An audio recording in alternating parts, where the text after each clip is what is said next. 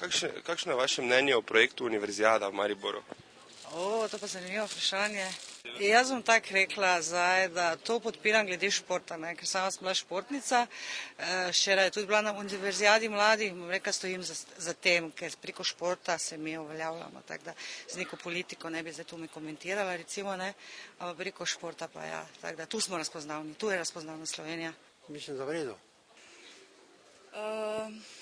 V teh trenutkih, ko se govori o gospodarski krizi, vsekakor ni najbolj primerno, ampak če so se že odločili in da bo to v korist Maribora, za turizem, za dobro nas vseh tukaj, potem ja, zakaj ne?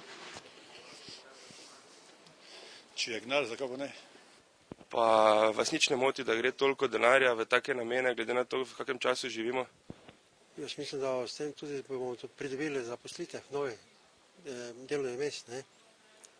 Aha, pa tudi konec koncev športniki pridejo na srce. Mislim, da mesto Maribor potrebuje nekaj takšnega, vse smo pa skoraj najbolj revni naše države, pa smo drugo največje mesto v države. Ljubljana ima porihtano vse stvari, tam ni škoda denarja, tu ko pa treba zadati za Maribor, za štajerski predel, tu pa vedno se sklicujejo, da ne rešujejo druge probleme, ne?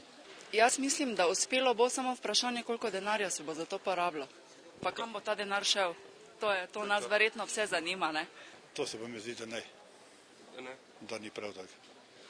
Če bi tako rekel, če je kriza tako, kako je v svetu, se meni zdi, da je sploh eno taka, rekel, organiziranost malo predraga.